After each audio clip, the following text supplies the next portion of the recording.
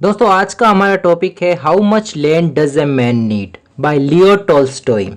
इस कहानी का मेन कैरेक्टर है पेहोम नाम का एक फार्मर।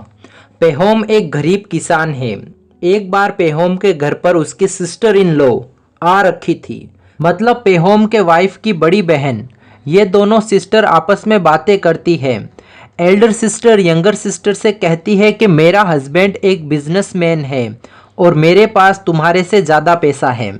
तब यंगर सिस्टर कहती है कि हमारी लाइफ तो आराम से चल रही है, हमें ज़्यादा पैसों की ज़रूरत नहीं है। तुम्हारे पास ज़्यादा पैसा है तो हो सकता है तुम्हारा हस्बैंड एक शराबी बन जाए, क्योंकि उसके पास फालतू के पैसे खर्चने को बहुत है। एल्डर सिस्टर ने यंगर सिस्टर की बातों को इग्नोर कर दिया और अपनी लाइफ को as compare to life of younger sister comfortable समझती है। इन दोनों की बातें सुनकर पेहोम को थोड़ा बुरा लगा। उसने विश की काश उसके पास भी पैसा होता, फिर वे किसी से नहीं डरता, यहाँ तक कि डेविल से भी नहीं। पेहोम की बातें डेविल सुन रहा है। डेविल ने मन में सोचा कि पेहोम को ज़्यादा ज़मीन देकर अपने वश में कर लूँगा। अब देखिए, गांव में एक ओल्ड वुमन रहती थी। ये ओल्ड वुमन बहुत रिच है। इसका एक अकाउंटेंट मतलब मुनीम है जो किसानों से टैक्स लेता है। और जब ओल्ड वुमन के फील्ड में किसी किसान की गाय या घोड़ा चला जाता है तो उस किसान को जो ओल्ड वुमन की फसल खराब होती उसका जुर्माना देना पड़ता था। एक दिन इस ओल्ड वुमन ने अपनी सारी जमीन बेचने का प्लान बनाया। सभी किसान परेशान हो गए। इन किसानों ने सोचा कि जो इस ओल्ड वुमन की जमीन खरीदेगा हमसे डबल टैक्स लेगा। तो गांव के सारे किसानों ने एक मीटिंग रखी इस ओल्ड वुमन के साथ और कहा हम सारे किसान इस जमीन को पार्टनरशिप में खरीद लेंगे। बट ये प्लान फेल हो गया था, क्योंकि ये डिसाइड कर पाना बहुत मुश्किल था कि किस किसान के हिस्से में कितनी जमीन आएगी। तो सभी किसानों ने जिनके पास पैसे थे अपनी जरूरत के हिसाब से जमीन खरीद ली। ओल्ड वुमन ने एक स्कीम रखी थी कि 50% पैसे अभी दे दो और बाकी के 50% नेक्स्ट ईयर दे सकते हो। दोस्तों, इस ओल्ड वुमन के पास 300 एकड़ जमीन थी जो इसने धीरे धीरे सब किसानों के बीच बेच दी। पेहोम ने भी अपना एक घोड़ा और थोड़ी सी मधुमक्खियां बेचकर 40 एकड़ जमीन खरीद ली। पेहोम के पास थोड़े पैसे घोड़ा और मधुमक्खियां बेचकर आए थे और पेहोम ने अपने सन को नौकरी पर लगा दिया था और उसकी सैलरी एडवांस में ले ली और बाकी के पैसे उसकी वाइफ की बहन से ले लिए जो कि पेहोम की सिस्टर इन लॉ लगती थी। तो इस तरह पेहोम के पास जमीन बढ़ जाती है।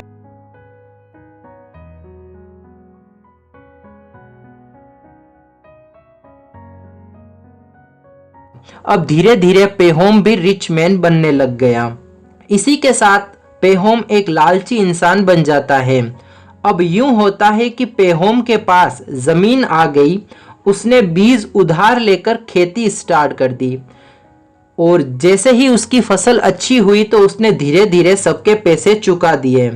पेहोम अब एक हैप्पी लाइफ जी रहा था। गांव के किसान पेहोम के खेत में से निकलने लग गए, मतलब खेत से शॉर्टकट निकाल लिया, जिससे पेहोम की फसल खराब होने लगी। पेहोम ने किसानों के खिलाफ केस कर दिया। अब किसान पेहोम से नफरत करने लग गए हैं।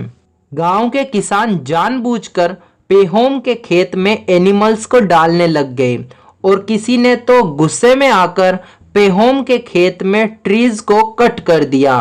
पेहोम को बहुत गुस्सा आया और उसको साइमन नाम के एक किसान पर शक हुआ। पेहोम ने साइमन पर केस कर दिया, पर पेहोम के पास कोई एविडेंस नहीं थे तो साइमन को छोड़ दिया गया। यहाँ पर पेहोम जज से झगड़ा कर बैठता है। पेहोम जज को कहता है कि तुमने साइमन से रिश्वत ली है। तो इस तरह पेहोम सभी से दुश्मनी कर बैठा। एक दिन एक ट्रेवलर आता है।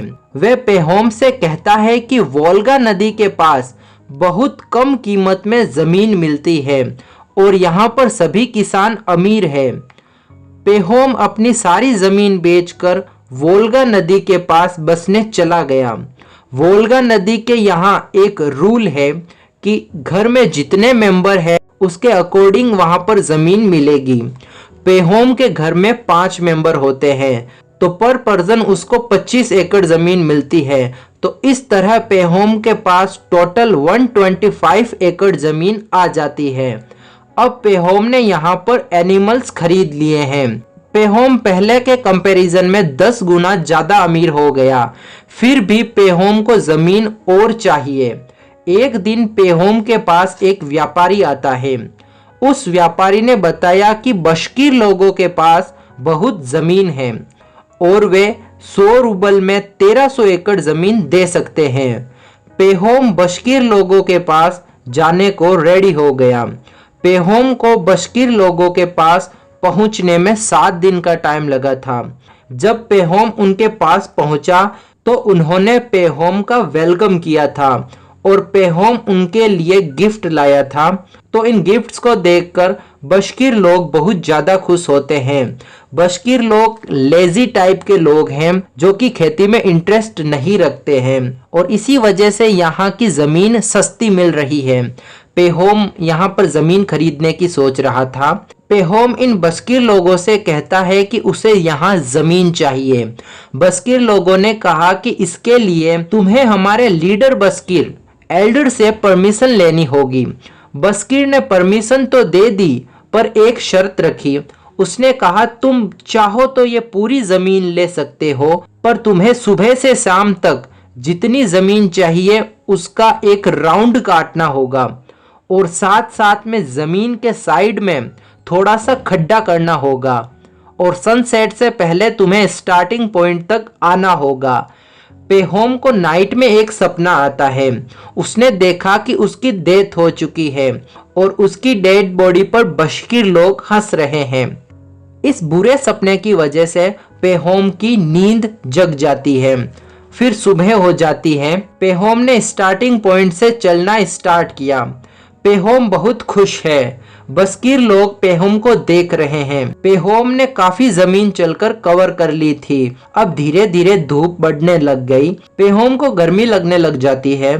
अब पेहोम चलते चलते थक गया। उसने वापस स्टार्टिंग पॉइंट की तरफ चलना स्टार्ट कर दिया और जैसे ही पेहोम चल रहा था तो उसको लगा कि वो स्टार्टिंग पॉइंट तक नहीं पहुंच पाएगा और उसके पैरों में घाव होने लग गए थे क्योंकि वो बहुत ज्यादा चला था और उसको शरीर पर बहुत ज्यादा भार लगने लग गया था। इसलिए उसने उसके कपड़े, पानी की बोतल, उसने सब कुछ नीचे गिरा दिया और जूते भी खोल दिए और तेजी से स्टार्टिंग पॉइंट की तरफ दौड़ने लग गया था। पेहोम को लगा कि अब वो स्टार्टिंग पॉइंट तक नहीं पहुंच पाएगा बट जो बशकीर लोग हैं वो पेहोम को चीयर्स करने लग गए कि यू कैन डू इट। अब पेहोम में एक हिम्मत आ जाती है। वो तेजी से दौड़ने लग जाता है और स्टार्टिंग पॉइंट तक पहुंचते पहुंचते उसकी डेथ हो जाती है। पेहोम के पास अब बहुत सारी जमीन तो हो गई है। इतनी सारी जमीन अब उसके किसी काम की नहीं रही। उसे सिर्फ 2 गज की जमीन में दफना दिया जाता है। पेहोम की डेथ की वजह थी उसका ग्रीड, उसका लालच। तो दोस्तों ये था हमारा एक शॉर्ट एनालिसिस। अगर आपको समझ में आया तो हमारे वीडियो को कर दीजिएगा लाइक और चैनल पे फर्स्ट टाइम विजिट कर रहे हो तो इसको कर दीजिएगा सब्सक्राइब। Thanks for watching.